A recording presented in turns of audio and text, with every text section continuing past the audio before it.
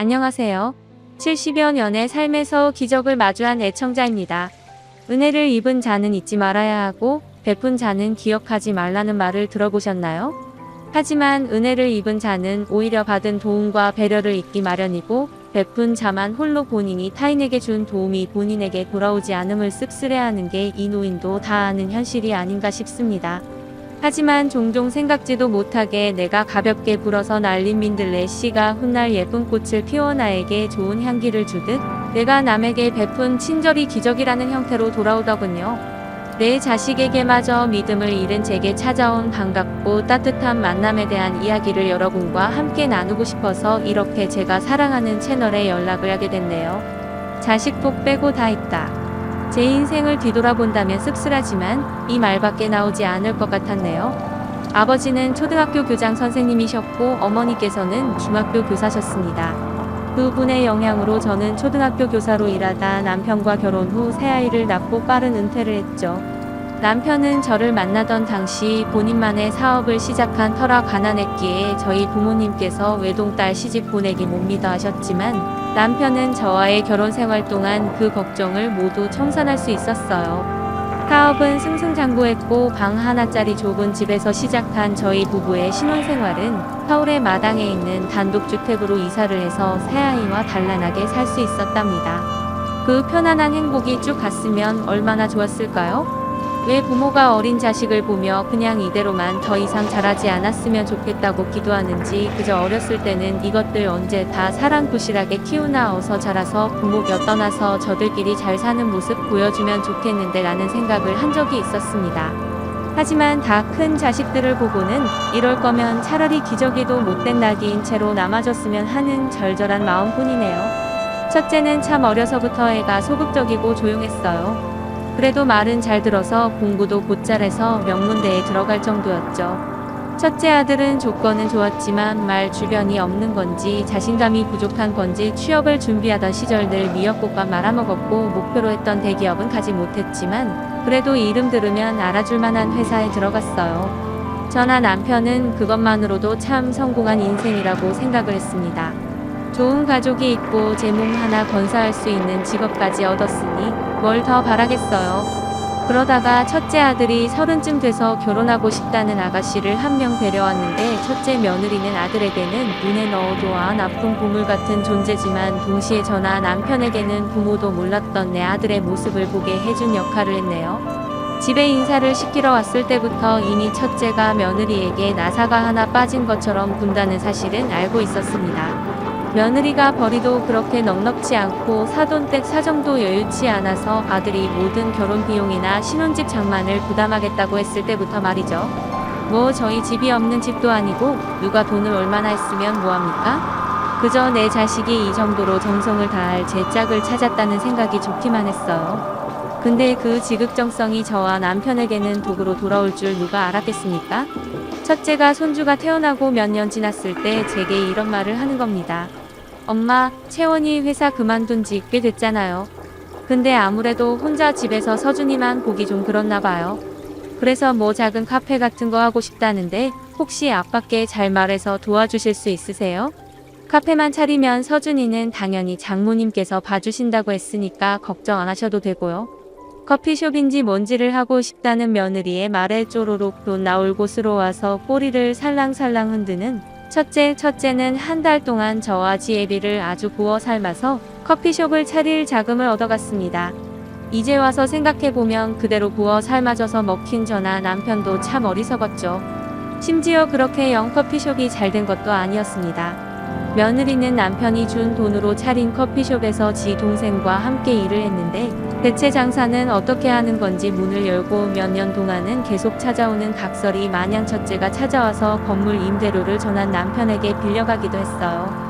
뭐 장사가 마음대로만 되는 게 아니니 탓할 생각은 없지만 그렇게 장사를 할 수 있었다는 은혜는 잊으면 안 되죠. 제가 그 커피숍에 한번 가본 적이 있습니다. 그 당시만 하더라도 돈을 참 많이 투자하기도 해서 꽤 번화가에 위치해 있었고 가게 인테리어도 세련됐었던 게 기억이 나네요. 그래서 그런지 손님으로 앉아있는 사람들이 모두 젊은 사람들이었고요. 며느리가 파는 커피라도 한 잔 사서 먹고 오려고 들어갔는데 계산대 안에 있던 며느리가 저를 보고 처음 한 말이 뭔지 아시나요? 어머님 여기 내 오셨어요? 여긴 어머님이 드실 만한 거 하나도 없는데. 없긴 왜 없니? 나도 커피 마실 줄 안다 해. 아, 그럼 한 잔 드릴까요? 저도 커피 한 잔이었지만 내 며느리 가게 매출 올려주려고 며느리가 그냥 준다고 해도 제 돈 내고 올 생각이었습니다. 근데 아주 당연하게 제게 금액을 말하는 며느리를 보고 참 얘도 대단하구나 싶더라고요. 근데 더 의아했던 건 커피를 유리잔이 아닌 종이컵에 줬다는 겁니다. 왜 여기다 주니? 저기 앉아있는 손님들 보니까 다 짠해 마시고 있던데. 어머님 마시고 가시게요? 그럼 그냥 보내려고 했니? 나는 내 가게 구경도 하고 너 일하는 거 좀 괜찮나 듣기도 하려고 했는데. 그럼 좋은데 어머님 저 바빠요. 오늘은 그냥 집에 가면서 드세요. 바쁘다고? 아니 저기 저렇게 빈자리가 많은데 뭐가 바빠? 어머님이 카페 일을 모르셔서 그러는데 원래 손님이라는 게 한 번에 몰리는 거라서 이러다가도 갑자기 바빠져요. 그리고 솔직히 말하면 이걸 어떻게 말해야 돼? 좀 나이 든 사람이 가게에 있으면 젊은 사람들이 안 들어오려고 한단 말이에요. 처음에는 제가 말을 잘못 들은 줄 알았습니다. 어떻게 사람이 이럴 수가 있죠?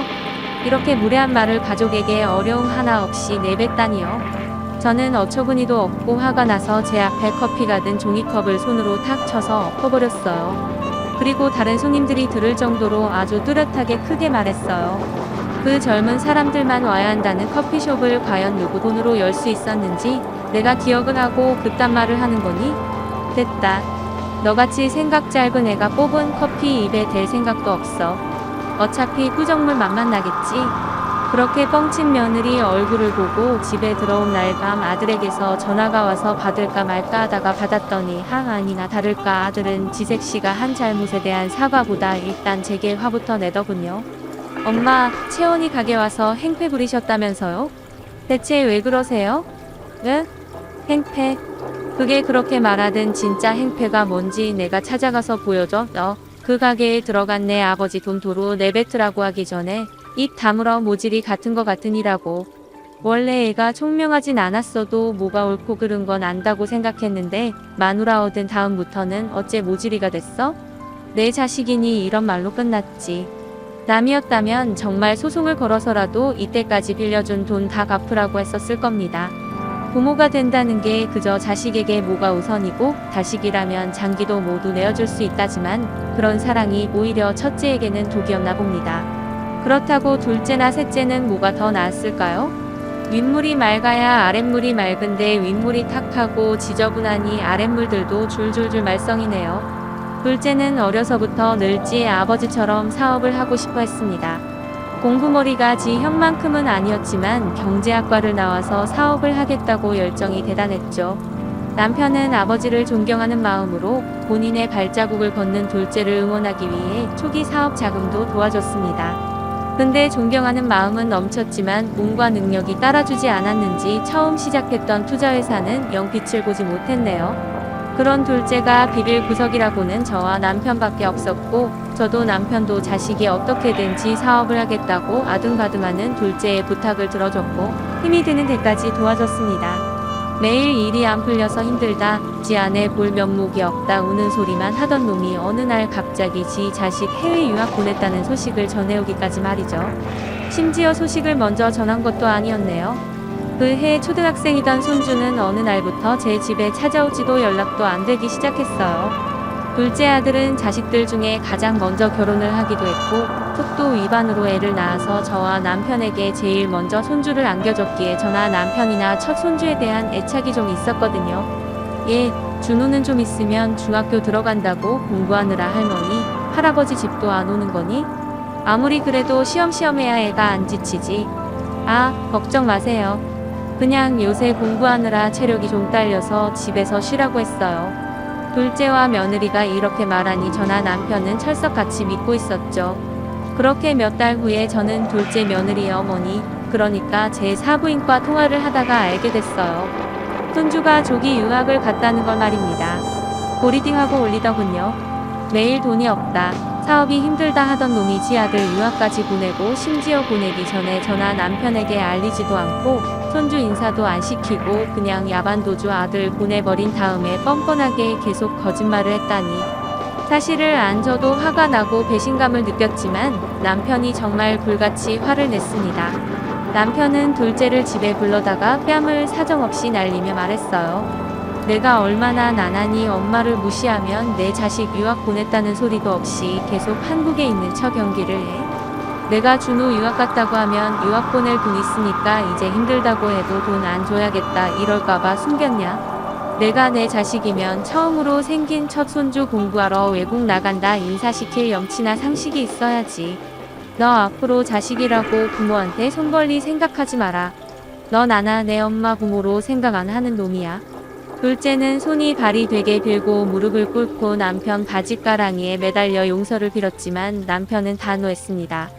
그 후로도 둘째는 제발 용서해달라 도와달라 찾아오고 연락도 했지만 저나 남편은 쳐다도 보지 않았어요. 그리고 셋째 하나뿐인 딸은 저나 남편에게 가장 아픈 손가락 중 하나일 겁니다.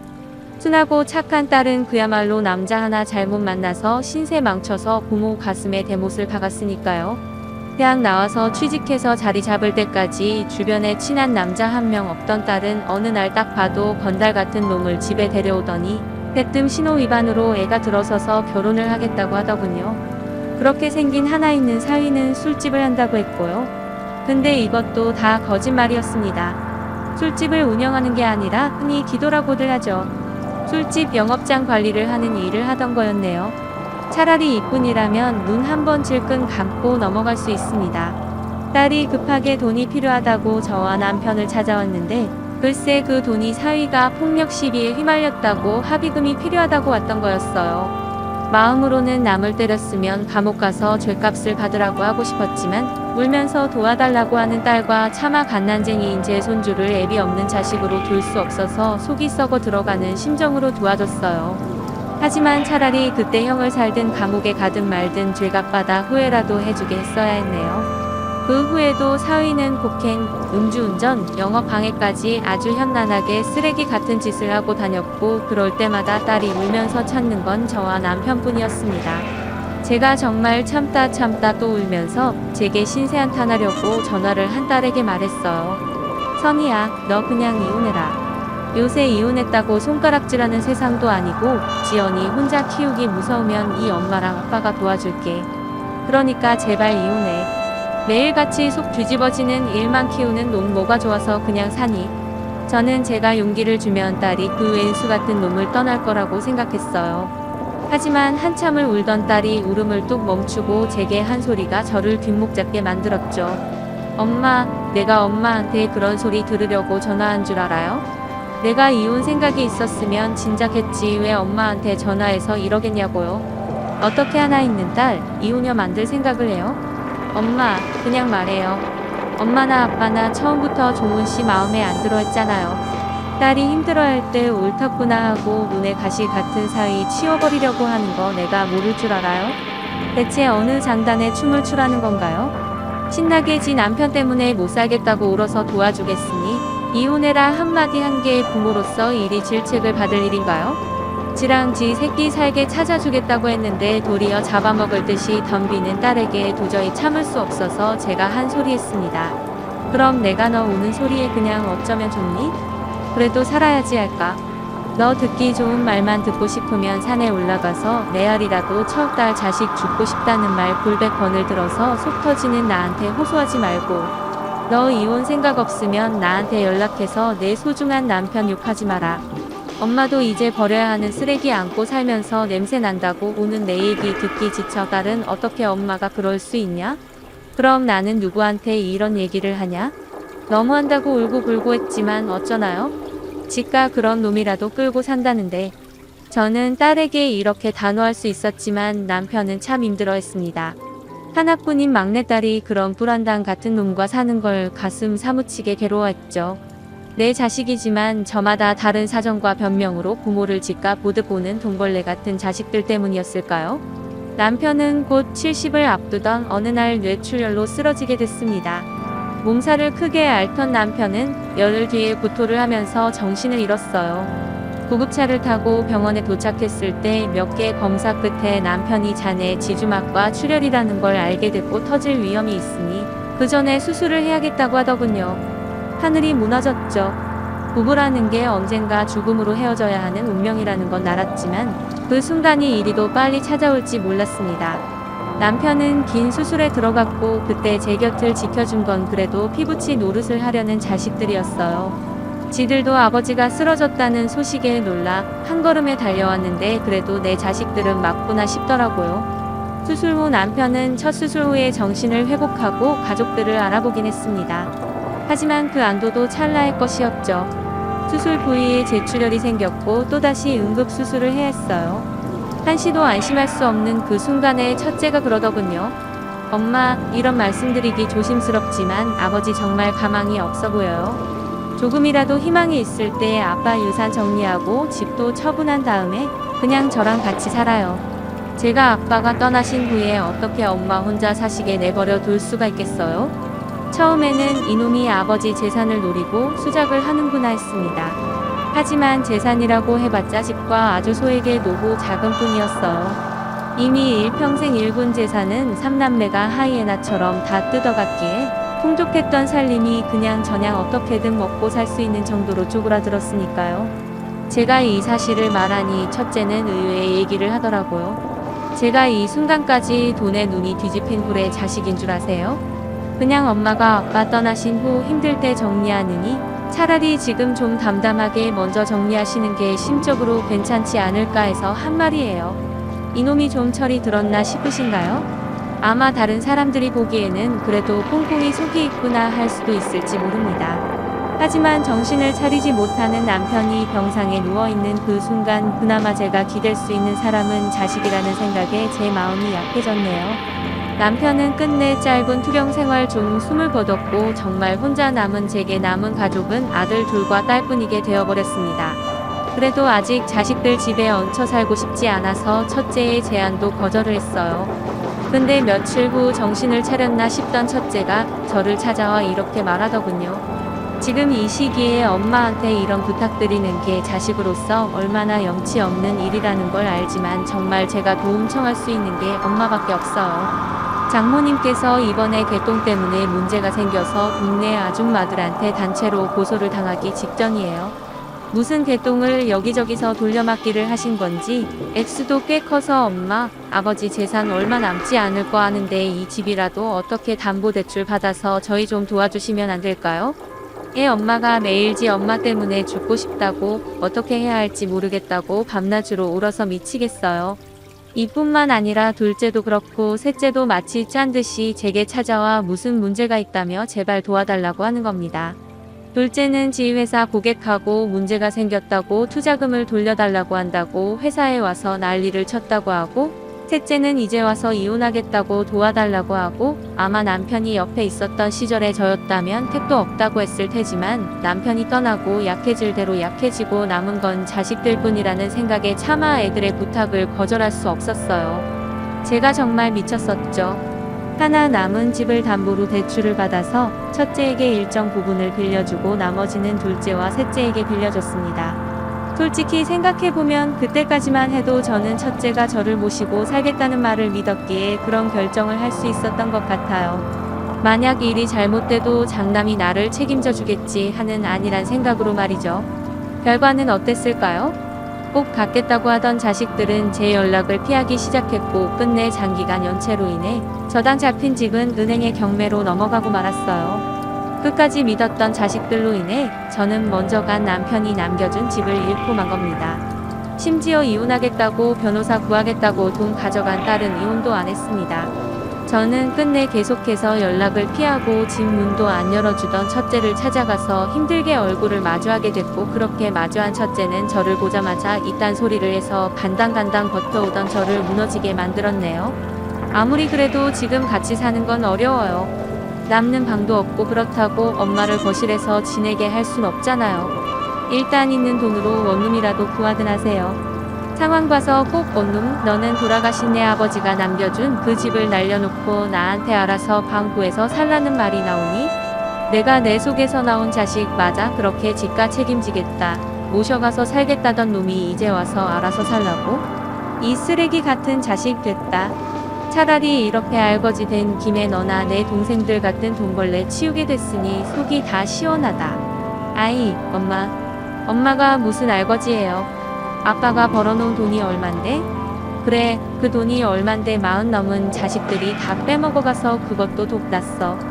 쌀통에 든 쌀벌레들처럼 내 부모 통장에 든 돈벌레들 때문에 바닥났다고. 내 동생들이나 너나 엄마 빈털털이 된 김에 이제 빼먹을 것도 없으니까 연락하지 마라. 내가 전 재산 어디 기부했다 치고 원수 같은 너희들 남은 내 인생에서 청산했다고 칠 테니까 연락하지 마라. 내 속으로 난 자식들이 그럴 리 없다고 생각했던 걸까요?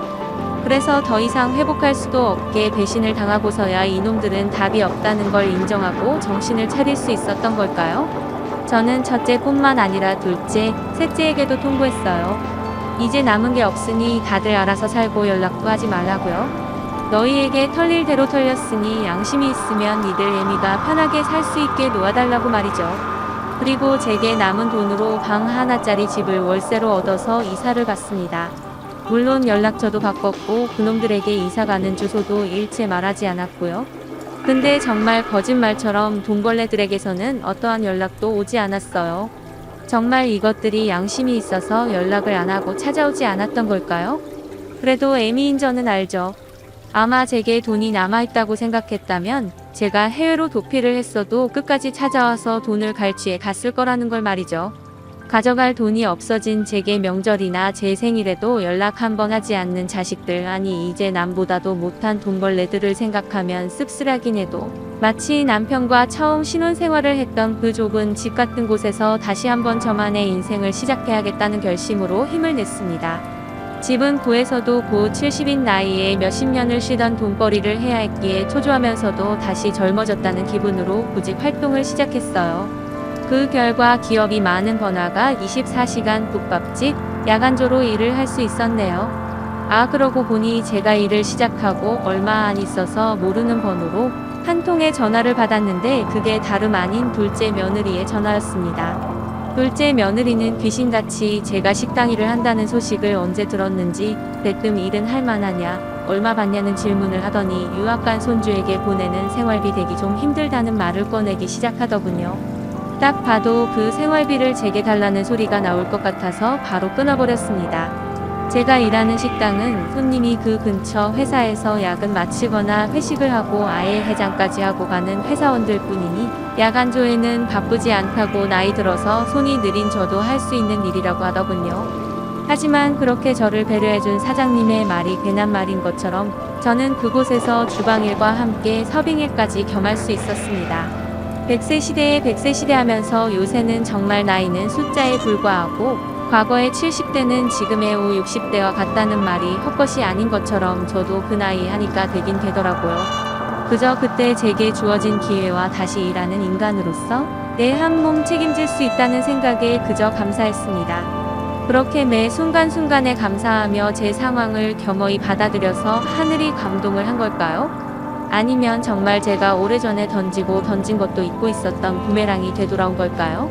어느 날 제가 일하는 식당에 기적이 찾아왔어요. 여느 때와 같이 새벽인 시간에 한산한 식당에서 일을 하고 있었습니다. 낮에 쓸 음식 재료 손질을 하고 나가서 손님들이 먹고 간 상을 치우고 있었는데 한 청년이 저를 힐끗 보는 게 느껴지더라고요. 근데 그게 한두 번이 아니어서 놀라지도 않았어요. 그 청년은 종종 제가 일하는 시간에 식당에 와서 밥을 먹고 갔었어요. 그 근처에 대기업이 하나 있는데 거기 사원증을 가지고 있던 걸 봐서 거기 다니는 회사원이라고 생각을 했죠. 나이는 한 30 초중반 정도 되었을까? 참 멀끔하게 생기고 예의도 발라서 대기업에 다니는데 저렇게 인성도 바르니 부모님께서 참 좋아하시겠다는 생각을 했었던 기억이 있어요. 근데 제가 그 청년을 기억하는 건 단순히 그런 것뿐만이 아니었네요. 어째 올 때마다 저와 눈이 많이 마주쳤어요. 처음에는 뭔가 필요한 게 있어서 그런가 싶어서 가면 청년은 아닙니다 라고 어색하게 웃어 보였죠. 나중에는 어차피 눈이 마주쳐도 가봤자 아니라고 할 게 뻔하니 그러려니 했는데 궁금하긴 하더라고요. 아마 고향이 서울이 아닌데 고향에 계신 어머니가 나랑 닮아서 빤히 보나 보다 라고 저 혼자 그럴싸한 추측도 했습니다. 근데 이게 웬걸? 그 추측에 얼추 들어맞긴 했기에 큰 충격을 받을 줄 누가 알았겠어요. 그날도 또 저와 눈이 마주친 청년에게 그냥 빙그레 웃어 보이고 제 할 일을 하고 있는데 주방에서 같이 일하는 아줌마 하나가 저를 순영 여사라고 장난스럽게 부르는 게 들렸습니다. 일하는 직원들끼리 출출하면 야식같이 음식을 만들어 먹는데 그날은 뭘 먹고 싶냐고 묻기 위해 부른 거였어요. 간단하게 육수에 소면이나 말아먹자라고 말을 한 뒤 다시 식탁 서랍에 깨끗한 수저들을 채우고 있는데 누가 제 어깨를 툭툭 건드리기에 뒤로 확 돌아봤습니다. 제 어깨를 두들긴 건 다름 아닌 대기업에 다니는 그 청년이었고 청년은 아주 심각한 얼굴로 제게 말했습니다. 저 실례지만 혹시 조남이 김순영 씨 되시나요? 아, 네 맞는데 왜 날 아시나요?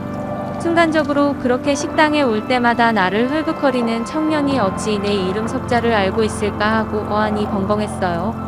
뭐 아까 같이 일하는 아줌마가 내 이름을 불렀기로 써니 성까지 알고 있다는 게 의아했죠.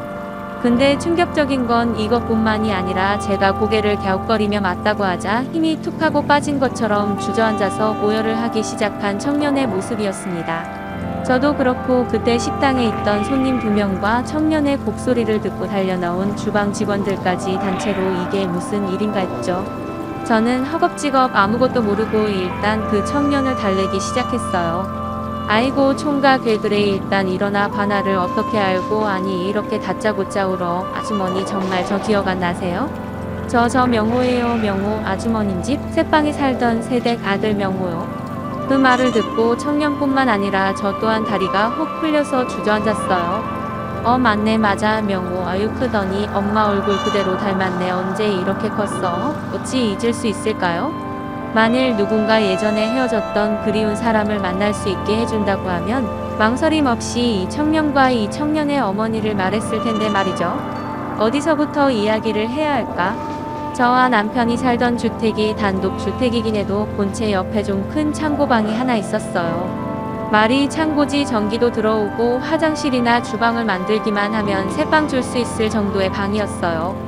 그래서 남편과 저는 좀 무리를 해서 거기에 싱크대를 설치하고 입구 쪽에 화장실을 펴서 어느 초등학생 아들을 둔 젊은 부부에게 태를 줬었습니다.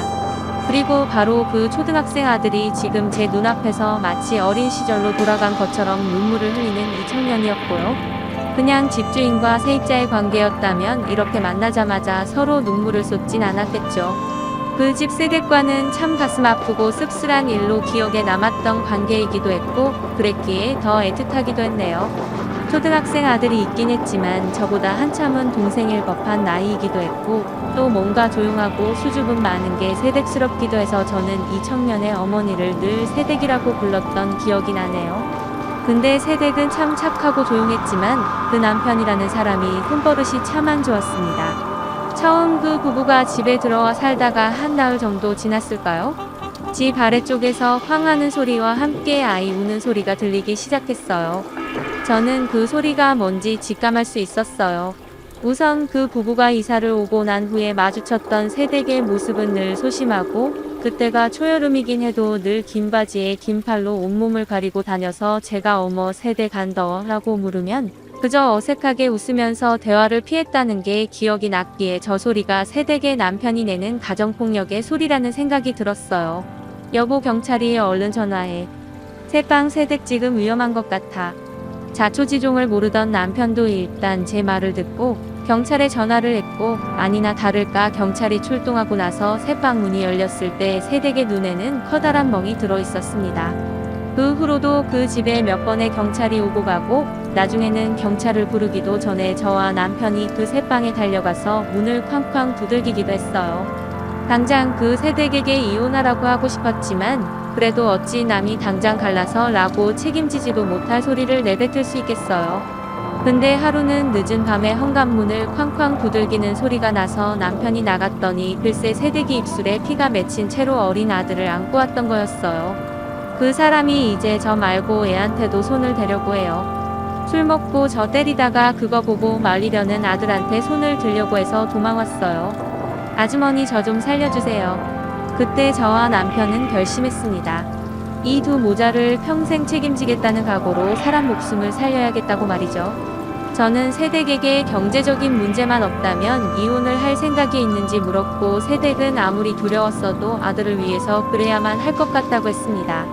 저와 남편은 세댁을 도와서 그 가정폭력범을 상대로 이혼 소송을 진행했고 그 인간 알고 보니 바람도 피우고 있었더라고요.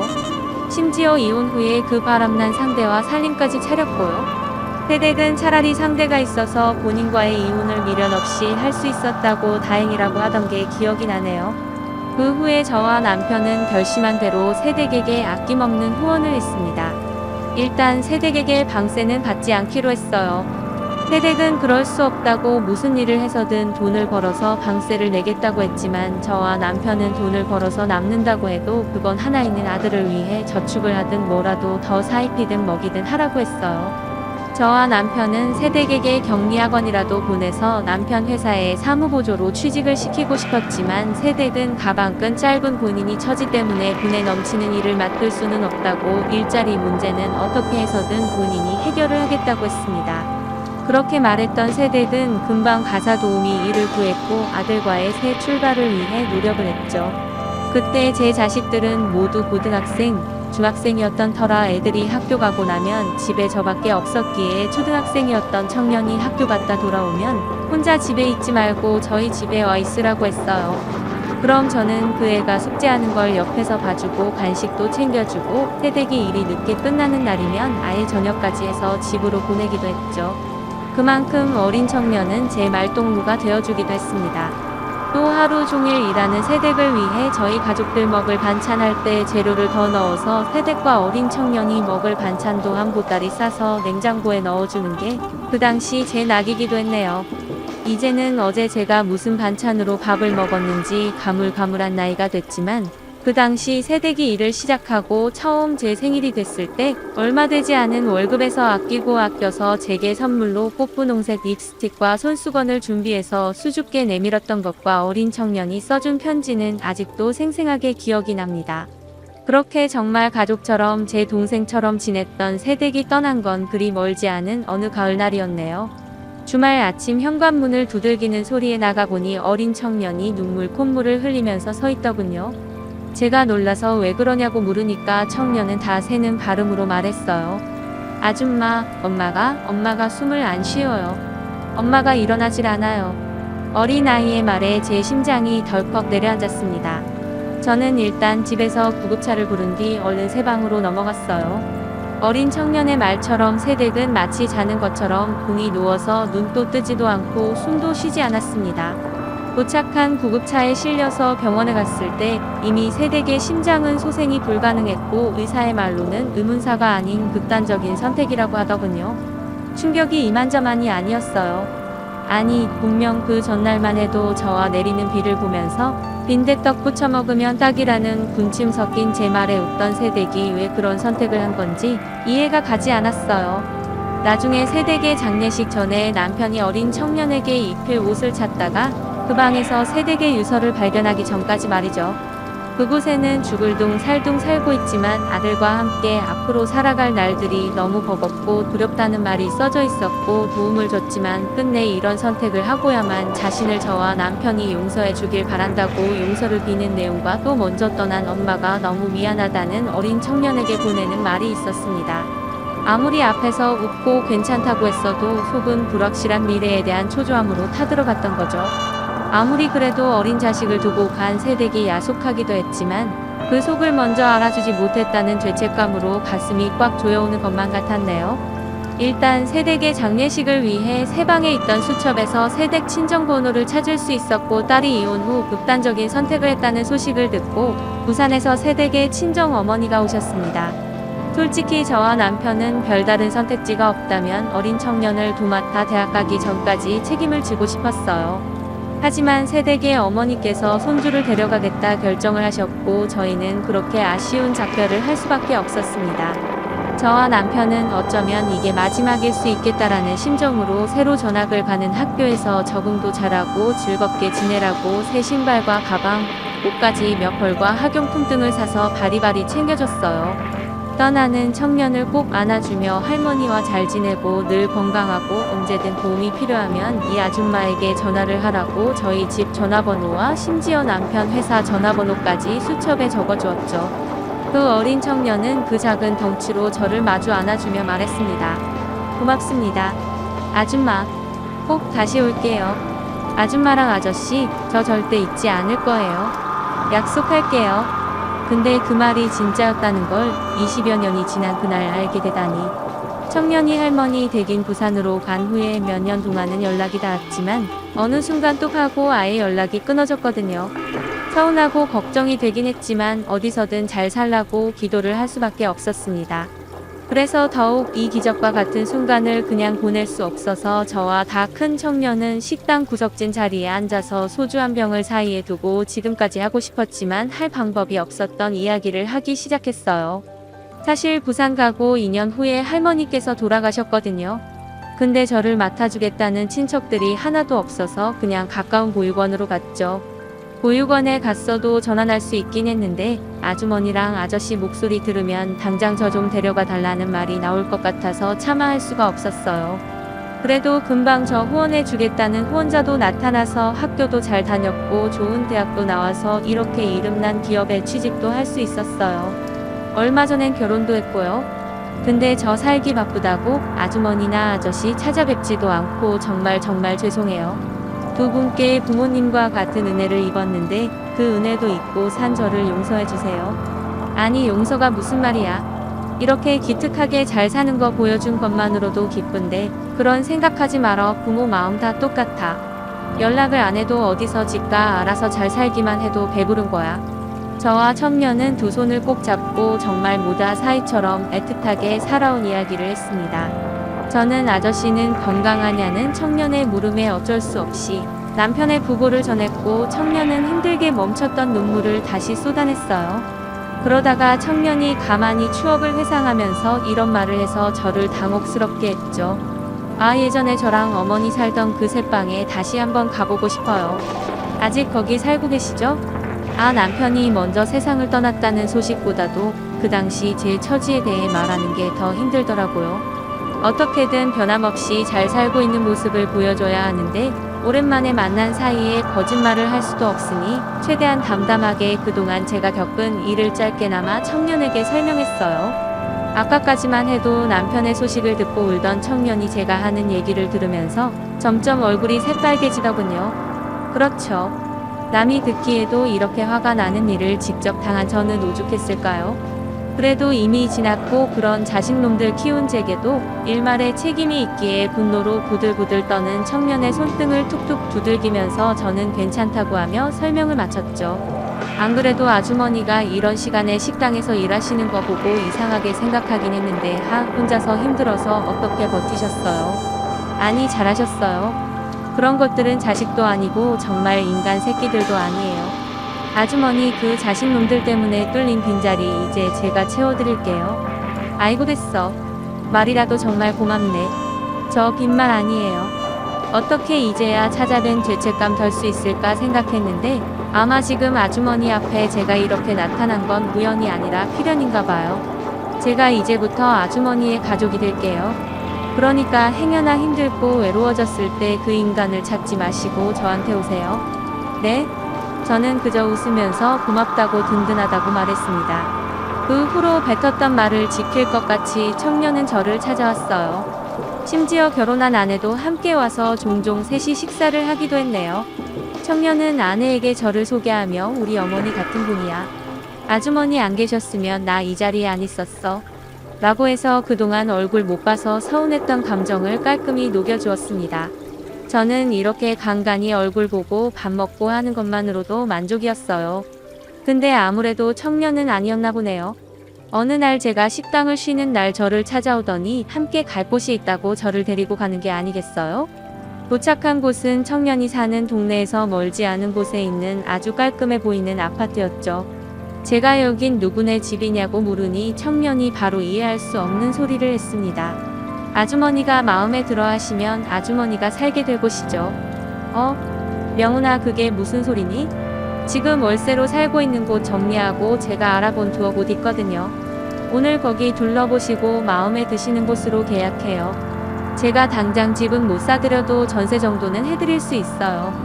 기함을 할 노릇이었죠. 아무리 소중하게 다시 만난 인연이라고 해도 전셋집을 얻어준다니. 저는 제 눈에는 아직까지 헤어졌을 당시 그 어린 모습으로 밖에 보이지 않은 청년에게 그만한 도움을 받을 수 없어서 거절을 했어요. 근데 그때 빨리 그 아파트 앞을 떠나고 싶어 발을 동동 구르는 제 어깨를 잡은 청년은 가만히 눈을 맞춰오더니 이런 말을 하더군요. 아주머니, 저 아주머니 하나뿐인 가족이 되겠다는 거 진심이에요. 그리고 제가 아주머니 가족이 되는 것처럼 아주머니도 혼자인 제 가족이 되어주시는 거고요. 늘 처가를 제 집처럼 생각했는데 이제 저한테도 부모님 같은 존재가 생기는 거라서 얼마나 든든하고 하루하루가 행복한지 아세요? 지금 제가 여기 있는 건 다 아주머니와 돌아가신 아저씨 덕분이잖아요. 어렸지만 저도 다 기억이 나요. 그때 아주머니랑 아저씨가 저희 어머니께 도움을 안 주셨으면 아마 평생 그 인간한테 맞으면서 살았을 테고 어쩌면 어머니는 더 빨리 안 좋은 선택을 하셨을 수도 있겠죠. 그리고 저도 그 안 좋은 선택의 피해자가 됐을 수도 있고요. 제가 살아있는 거 다 아주머니 덕분이니까 이런 일로 부담스럽다고 생각 안 하셔도 돼요. 이미 아주머니는 20년 전도 훨씬 전에 제게 이것보다 더한 도움을 주셨고 저는 앞으로 하나하나 다 갚을 생각이니까요. 이제 제 가족은 저라는 청년의 말에 그동안 자식들 없어도 괜찮다고 스스로 되뇌이던 바짝 긴장했던 마음이 안심도 되고 뜨끈하게 녹는 것 같기도 했습니다.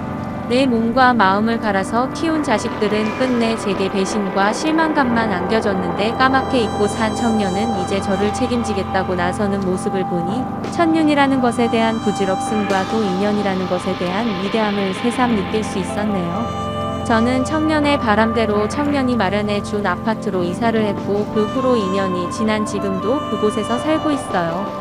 제가 이사를 하고 몇 달 후에는 청년의 장모님 그리고 장인어른과 만나 식사도 했고요. 청년이 처가 식구들에게 본인에게 부모님 같은 사람을 소개시켜주고 싶다고 만든 자리였습니다. 지금도 청년은 일주일에 꼭 한 번씩은 절 찾아와 함께 식사를 하고 있고 당연하게 명절은 아내와 작년에 태어난 예쁜 딸까지 데리고 와서 시간을 보냈어요. 그리고 얼마 전 거의 3년을 생사도 모르고 살던 첫째에게서 연락이 왔었어요. 지 애미보다도 지극정성이던 아내와 처가에 무슨 이유인지 모르겠지만 이혼당해서 버림받았다고 너무 힘들어서 제 생각이 났다고 하면서 전화를 했더군요. 이제 와서 하나뿐인 모자 행세하자는 어처구니 없는 말에 그저 나는 너랑 연락 끊고 나서도 내 생각 안 났고 앞으로도 안 할 거다라고 하고 전화를 끊었습니다. 어떻게 연락을 막는 방법을 몰라서 명호에게 말했더니 제 휴대폰을 가져가더니 알아서 막아주더군요. 앞으로도 제게 자식 같은 가족 같은 존재는 명호와 명호의 가족들 뿐일 겁니다. 은혜와 의리를 베풀어라 인생 어느 곳에서든지 서로 만나지 않겠는가 라는 말처럼 앞으로 내 행동 하나하나가 어떤 모습으로 내게 다시 되돌아올지 예상할 수 없는 게 인생이 아닌가 싶습니다. 평생 제 역할에 충실하고 거짓 없이 살았다고 자부했건만 자식들의 모습을 보며 그렇게 진실되게 살아온 날이 부질없다고 좌절했던 적이 있었습니다. 하지만 우연인지 필연인지 모를 재회로 인해서 다시 지금까지 살아온 제 인생에 대한 자부심을 찾은 것 같아서 그저 감사하기만 합니다. 그리고 그 자부심을 다시 한번 되새길 수 있는 자리를 마련해준 채널 관계자 여러분께도 감사의 말씀을 전하고 싶습니다.